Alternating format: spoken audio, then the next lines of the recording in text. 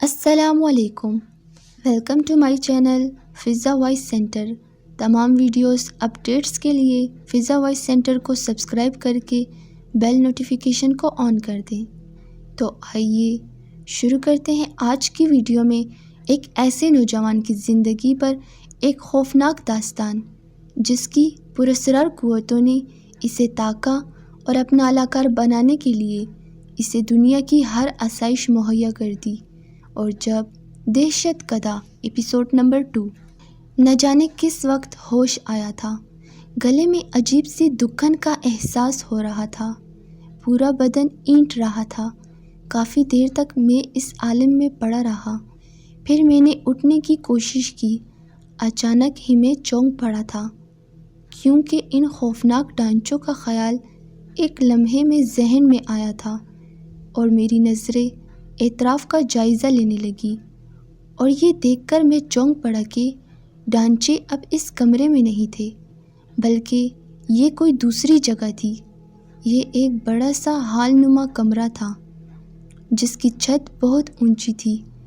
کمرے کی دیواروں میں لگی لائٹیں روشن تھیں، لیکن ان کے بٹن کہیں نظر نہیں آ رہے تھے۔ کمرے میں کوئی کھڑکی یا روشن دان نہیں تھا، ہاں البتہ سامنے کی سمت ایک دروازہ نظر آ رہا تھا، جو یقیناً باہر سے بند ہوگا۔ تمام واقعات میرے ذہن میں آتے گئے کہ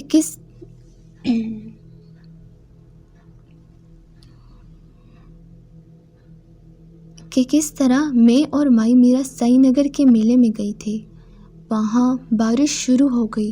اس کے بعد بیگم صاحب اپنی گاڑی میں بٹھا کر یہاں لے آئے، اور اب میں یہاں اس حال میں تھا۔ بدن پر ایک بار پھر کپکپی طاری ہونے لگی۔ ہوش و حواس درست ہونے کے ساتھ ہی فضلہ کا خیال آیا تھا، اس بار تو وہ ہمیں جان سے ہی مار دے گا۔ نہ جانے کتنی دیر ہو گئی تھی ہمیں یہاں۔ پھر میں دروازے کی طرف بڑھ گیا۔ میں صرف یہ دیکھنا چاہتا تھا کہ یہ دروازہ اصلی ہے یا پھر یہ بھی غائب ہو جائے گا۔ پھر میں نے دروازے کو چھو کر دیکھا، کسی عمدہ درخت کی لکڑی سے بنا ہوا تھا دروازہ، جس پر عجیب و غریب نقش و نگار بنے ہوئے تھے، لیکن اس میں جدید طرز کا لاک لگا ہوا تھا۔ بہرحال میں وہاں سے پلٹ پڑا۔ اب میں پوری طرح ہوش و حواس میں تھا، اور ایک ایک چیز کا اچھی طرح جائزہ لے رہا تھا کہ اچانک میری نظر ایک عجیب سی شے پر پڑی۔ یہ ایک دیوار پر نصب کوئی مجسمہ تھا، لیکن مجسمہ انتہائی اونچائی پر لگا ہوا تھا، اور بہت زیادہ غور کرنے پر نظر آ رہا تھا۔ اس مجسمے سے تھوڑی ہی دور ایک اور مجسمہ تھا، جو غالباً پیلے رنگ کا تھا۔ پھر ایک ایک کر کے میں نے چاروں دیواروں کو غور سے دیکھا۔ یہ 10 مجسمے تھے، عجیب و غریب شکل کے، اور پھر بہت زیادہ اونچائی پر ہونے کی وجہ سے یہ مجسمے واضح نظر نہیں آ رہے تھے۔ میں واپس اس جگہ آ کر بیٹھ گیا۔ چیخنے چلانے سے کوئی فائدہ نہیں تھا، بس انتظار کر رہا تھا کہ دیکھو اب کیا ہوتا ہے۔ پھر میری نظر ایک دیوار کی جانب اٹھ گئی، اور میرے بدن کے رونگٹے کھڑے ہو گئے۔ دیوار پر لگے ہوئے 4 مجسموں میں سے 2 نیچے کی جانب سرک آئے تھے۔ مجھے اچھی طرح یاد تھا کہ یہ چاروں مجسمے ایک قطار میں لگے ہوئے تھے، لیکن اب معاملہ بالکل ہی الگ تھا۔ پھر میں نے دوسری دیواروں کو دیکھا، اور میرے بدن کی لرزشیں تیز ہو گئی۔ باقی دیواروں پر لگے ہوئے مجسمے اپنی جگہ سے ضرور نیچے آئے تھے۔ عجیب سی طرز کے مجسمے اب بھی اتنی بلندی پر تھے کہ بہت زیادہ واضح نہ تھے، لیکن ان کی ترتیب ضرور خراب ہو گئی تھی۔ اب یہ سارے مجسمے ایک ساتھ دیواروں پر نیچے کی طرف پھسلنے لگے۔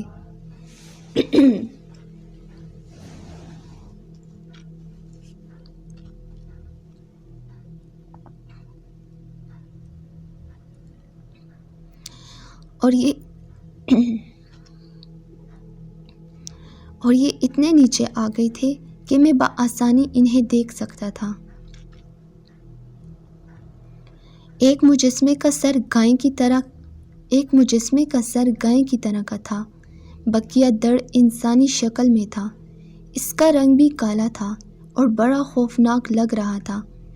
ایک مجسمہ پیلے رنگ کا تھا، اس کا بھی دڑ انسانی تھا اور چہرے کی جگہ چیتے کا سر تراشا ہوا تھا، جس میں اس کے دانت بھی چانک رہے تھے۔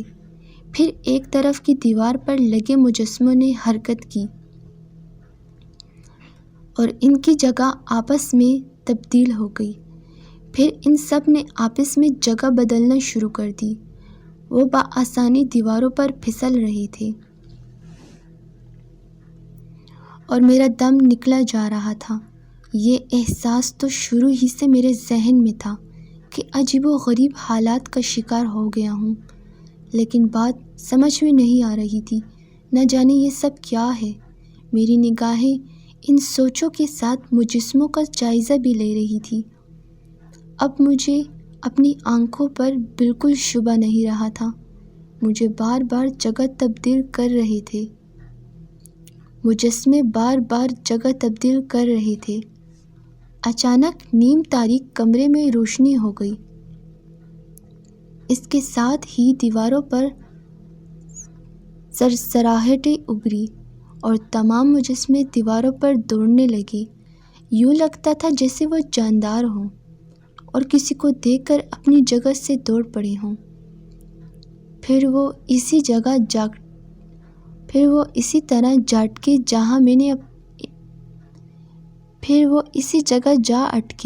جہاں میں نے انہیں پہلے دیکھا تھا۔ ابھی میں حیرت سے ان مجسموں کی طرف دیکھ رہا تھا۔ یہ حرکت کر رہے تھے۔ وہ دروازہ کھلا اور 4 افراد اندر داخل ہوئے، لیکن اس طرح کہ انہوں نے اپنے شانوں پر ایک تابوت اٹھایا ہوا تھا۔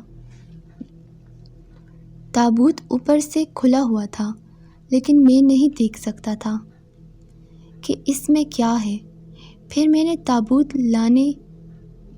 تابوت لانے والوں کے چہرے دیکھے اور اچانک ہی مجھے ایک جھٹکا سا لگا۔ کیا یہ میری آنکھوں کی خرابی ہے یا جو کچھ میں دیکھ رہا ہوں وہی حقیقت ہے؟ وہ لوگ مکمل انسانی جسم کے مالک تھے، لیکن ان کے چہروں پر کوئی نقش نہیں تھا۔ یوں محسوس ہوتا تھا جیسے انہوں نے اپنے چہروں پر نقابیں چڑھائی ہوئی ہیں۔ ان کی نہ ناک تھی، نہ آنکھیں، نہ ہونٹ، بس بے نقش چہرے تھے۔ میں آنکھیں پھاڑ پھاڑ کر انہیں دیکھتا رہا اور میرے بدن میں خوف کی لہریں دوڑتی رہی۔ وہ اس بڑے سے کمرے میں آئے اور انہوں نے اپنے شانوں سے تابوت اتار کر نیچے رکھ دیا۔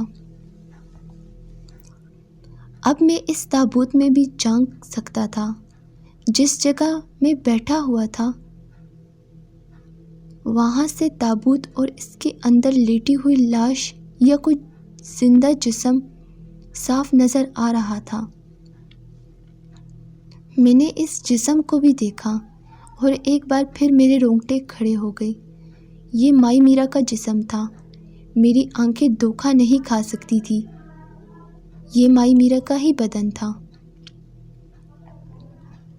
لیکن تابوت میں کیا مائی میرا مر چکی ہے؟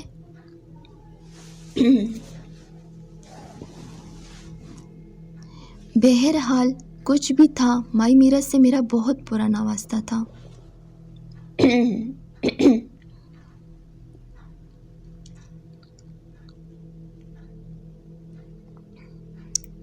یہ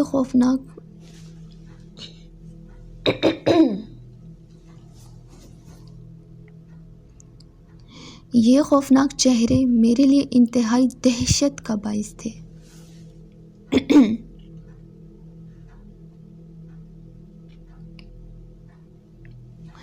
یہ خوفناک چہرے میرے لیے انتہائی دہشت کا باعث تھے۔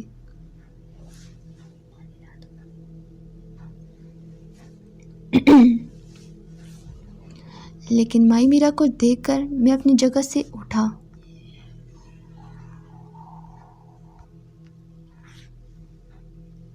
یہ خوفناک چہرے میرے لیے انتہائی دہشت کا باعث تھے، لیکن مائی میرا کو دیکھ کر میں اپنی جگہ سے اٹھا اور اس کے جانب لپک پڑا۔ میں نے دیکھا کہ مائی میرا کی آنکھیں کھلی ہوئی ہیں اور وہ تابوت میں خاموش لیٹی ہوئی ہیں۔ مائی میرا تو زندہ ہے، تو زندہ ہے۔ ہاں میں زندہ ہوں، مائی میرا کی پتھرائی ہوئی آواز ابھری۔ تو اٹھ اس تابوت سے باہر نکل، مائی میرا ہمیں یہاں سے بھاگ چلنا چاہیے۔ تو اٹھ جا، یہ کون ہے؟ خدا کے واسطے مائی میرا اٹھ جا، مجھے ڈر لگ رہا ہے۔ وہ چاروں جو اس تابوت کو لے کر یہاں آئے تھے خاموش کھڑے ہوئے تھے۔ تبھی اندرونی حصے کی ایک دیوار میں ایک خلاصہ پیدا ہوا۔ آواز اتنی زوردار تھی کہ مجھے چونک کر اس جانب متوجہ ہونا پڑا جہاں سے میں نے دیکھا کہ وہی بیگم صاحبہ جو ہم لوگوں کو یہاں لے کر آئی تھی وہاں سے اندر داخل ہو رہی ہے، لیکن ان کا اندازہ وہ اس طرح سامنے کی سمت دیکھ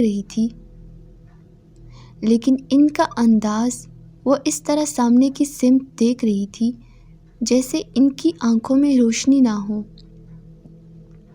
لیکن یہ آنکھیں تھی ہی کہاں؟ ان آنکھوں میں سفیدی تو تھی، لیکن ان کی سیاہ پتلیاں غائب تھی۔ بیگم صاحبہ کا چہرہ بالکل سامنے تھا، وہ مر نہیں رہی تھی، اور جس طرح وہ چل رہی تھی وہ بھی حیرت انگیز بات تھی۔ مجھے ان کے قدم اٹھتے ہوئے نہیں محسوس ہو رہے تھے، بلکہ ایک طرح سے وہ تیرتی ہوئی سی آگے آ رہی تھی۔ میرے خدا کیا ہے یہ سب کچھ؟ میں کس خوفناک جال میں پھنس گیا ہوں؟ میں نے سوچا۔ میں نے ایک بار پھر مائی میرا کو مخاطب کیا، لیکن وہ اس طرح خاموش لیٹی ہوئی تھی۔ میں تجھے اٹھاؤں مائی میرا؟ نہیں، مجھے یہی رہنے دو۔ مائی میرا کی آواز پھر نکلی، اور اچانک ہی میں نے محسوس کیا کہ مائی میرا کے منہ سے نکلنے والی یہ آواز اس کی نہیں ہے۔ اس آواز میں تو خاصا فرق تھا۔ میں دہشت سے اپنی جگہ پترا کر رہ گیا۔ دوسری طرف سے بیگم صاحبہ اسی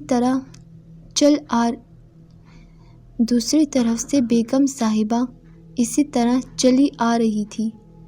پھر وہ تابوت کے پاس پہنچ کر رک گئی۔ میری جانب کسی نے توجہ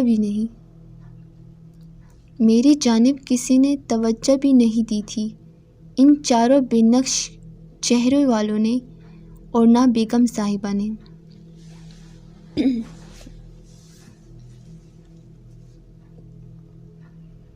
بیگم صاحبہ نے ان میں سے ایک کی طرف رخ کیا اور بولی، لاؤ میں بھی اس طرف دیکھنے لگا۔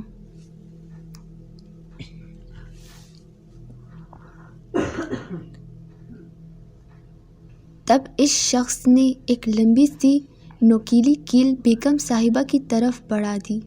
بیگم صاحبہ نے یہ کیل اپنے ہاتھ میں لی، تقریباً 1 فٹ لمبی کیل تھی۔ پھر انہوں نے دوبارہ ہاتھ بڑھایا اور ایک شخص نے ایک ہتھوڑا بیگم صاحبہ کو ہاتھ میں تما دیا۔ میں اب اپنی جگہ کھڑا تھر تھر کانپ رہا تھا۔ مجھے یوں محسوس ہو رہا تھا جیسے میری زبان بند ہو گئی ہو، میرے اعصاب شل ہو گئے ہوں۔ اب میں کوشش کے باوجود نہیں بول سکتا تھا۔ بیگم صاحبہ کی اس وقت کی کیفیت بڑی عجیب سی تھی، اور میری سمجھ میں کچھ بھی نہیں آ رہا تھا۔ لیکن اس وقت میرے خوف کا کوئی عالم نہیں رہا۔ جب میں نے دیکھا کہ بیگم صاحبہ ایک کیل لے کر مائی میرا پر جھکی، انہوں نے وہ کیل اس کی پیشانی میں رکھی اور ہتھوڑے کو اس طرح ہاتھ میں تولنے لگی جیسے کیل پر ضرب لگانا چاہتی ہوں۔ میں نے چیخنے کی کوشش کی، لیکن اس وقت واقعی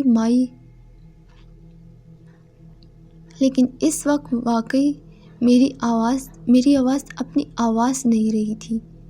انتہائی کوشش کے باوجود میرے منہ سے آواز نہیں نکل سکی اور میرا بدن اس طرح ساکت ہو گیا جیسے میں اپنی جگہ سے جنبش کرنے کی کوشش بھی کروں تو اس میں کامیاب نہ ہونے پاؤں۔ پھر میری آنکھوں نے وہ رخ فرسا منظر دیکھا۔ اچانک ہی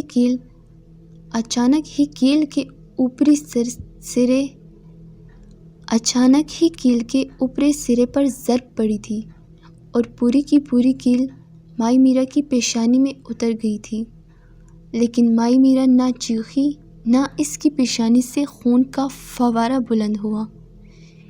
کیل پر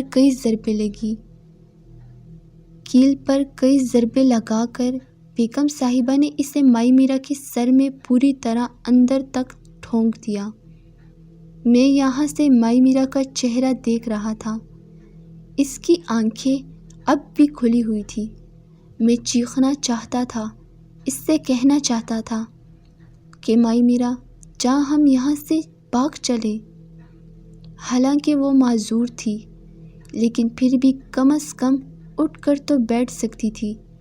بیگم صاحبہ نے اس بار دوسرے شخص کی طرف ہاتھ بڑھائے اور اس نے بھی ویسی ہی ایک کیل بیگم صاحبہ کے ہاتھ میں تھما دی۔ میں اب اپنی جگہ تن بے تقدیر ہو گیا تھا۔ جو منظر میری نگاہوں کے سامنے تھا، نہ تو میں اس میں کوئی مداخلت کر سکتا تھا اور نہ مائی میرا کی جان بچانے کی کوشش کر سکتا تھا۔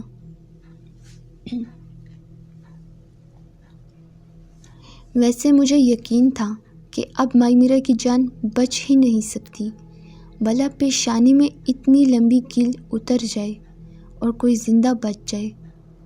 دوسری کیل بیگم صاحبہ نے مائی میرا کے سینے پر رکھی۔ بالکل درمیان میں کیل رکھ کر انہوں نے اسے بھی مائی میرا کے سینے میں اتار دیا۔ میں نے خوف سے آنکھیں بند کر لیں۔ اب مجھ سے کچھ نہیں دیکھا جا رہا تھا۔ میں اس ہولناک منظر کو اپنی آنکھوں سے نہیں دیکھنا چاہتا تھا۔ پھر مجھے کیلوں پر ہتھوڑیاں بجنے کی آوازیں سنائی دیتی رہی۔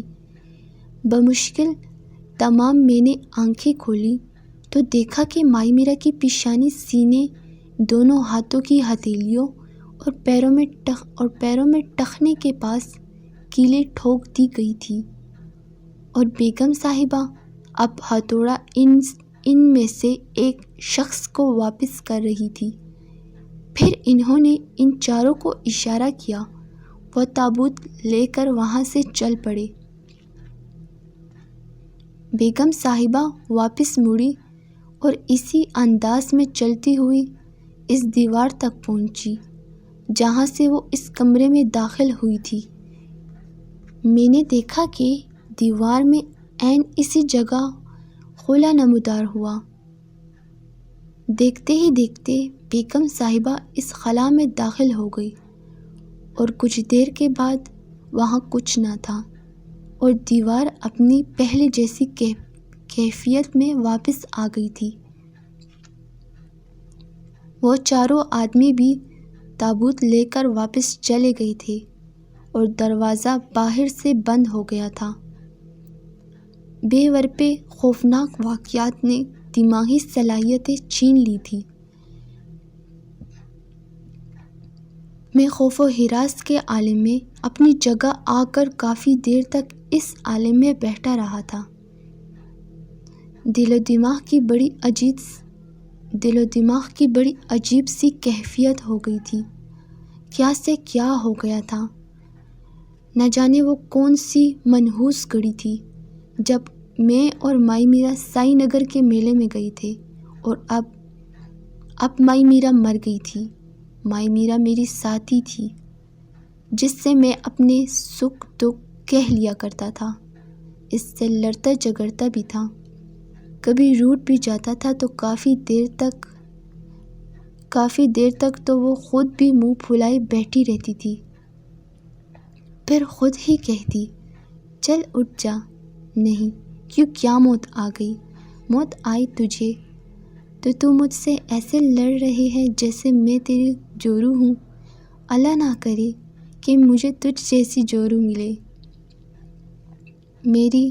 میری جورو تو بہت خوبصورت ہوگی، شہزادی بنا کر رکھوں گا اسے۔ اپنی حالت تو دیکھ ذرا، شہزادی بنا کر رکھے گا۔ مائی میرا منہ پر ہاتھ رکھ کر ہنستے ہوئے کہتی، پھر سنجیدہ ہو جاتی، ارے ہم تو صدا کے فقیر ہیں، ہم صرف ایسی باتیں سوچ سکتے ہیں۔ میری تو خیر زندگی بیت گئی، لیکن تجھے اگر موقع ملے تو بھاگ جانا کسی ایسی جگہ جہاں تجھے فضلہ کے آدمی تلاش نہ کر سکے۔ فضلہ بہت چالاک ہے، وہ مجھے ضرور تلاش کر لے گا۔ تو کسی دوسرے شہر بھاگ جائیو۔ تجھے چھوڑ کر مائی میرا پھر منہ پر ہاتھ رکھ کر ہنس پڑتی۔ کیوں، اب کیوں پاگلوں کی طرح ہنس رہی ہے؟ ارے بے وقوف، میں تیری جورو ہوں جو اتنا پریشان ہو رہا ہے۔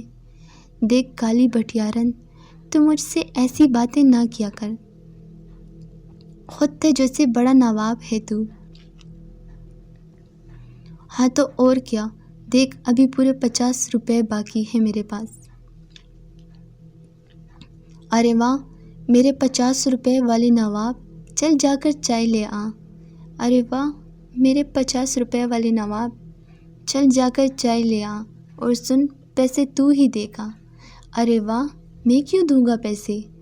اچھا پھر جھگڑا شروع نہ کر، یہ لے پیسے، جا اب جا بھی۔ میں اچانک چونک پڑا تھا، یہ مائی میرا کی آواز کہاں سے آ رہی ہے؟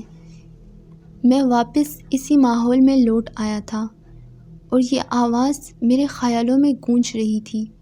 ایک بار پھر وہی خوف ذہن پر سوار ہونے لگا تھا۔ مائی میرا مر گئی تھی، یہ جگہ، یہ ماحول، اب کیا ہوگا؟ بیگم صاحبہ کیا مجھے بھی اسی طرح مار دے گی؟ یا پھر مجھے اس کمرے میں سڑا دے گی؟ پھر میرا حال بھی انہی ڈانچوں کی طرح ہو جائے گا جو میں نے اس کمرے میں دیکھے تھے۔ ابھی میں یہ سوچ ہی رہا تھا کہ میں نے دیکھا کہ سارے مجسمے ایک ساتھ نیچے کی طرف پھسل رہے ہیں۔ ایک نئی چیز جو میں نے دیکھی وہ ان میں سے نکلنے والا دھواں تھا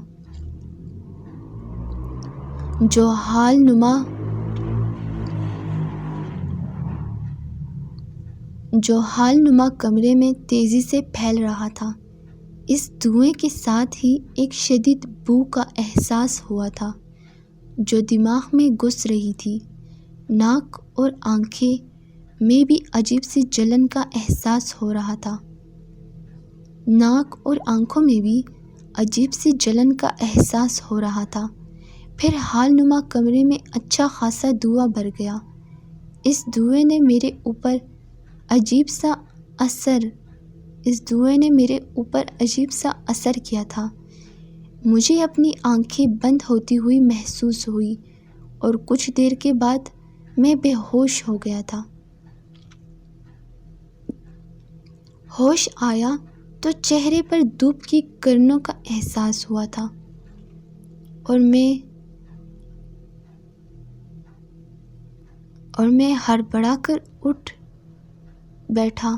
میں ہڑبڑا کر اٹھ بیٹھا۔ یہ دھوپ کہاں سے آ رہی ہے؟ میں کہاں ہوں؟ پھر میں نے آس پاس کے ماحول کا جائزہ لیا۔ میں ایک نرم اور آرام دہ مسہری پر لیٹا ہوا تھا۔ میرے اوپر ایک انتہائی خوبصورت کمبل پڑا ہوا تھا۔ میں اچھل کر مسہری سے نیچے آ گیا۔ یہ کمرہ، یہ وہ جگہ تو نہیں تھی، یہ وہ حال تو نہیں تھا جہاں میں بند تھا اور جہاں وہ خوفناک واقعات پیش آئے تھے۔ کمرے میں اس مسحری کے علاوہ کچھ کرسیاں وغیرہ پڑی تھی۔ میرا لباس بھی مختلف تھا۔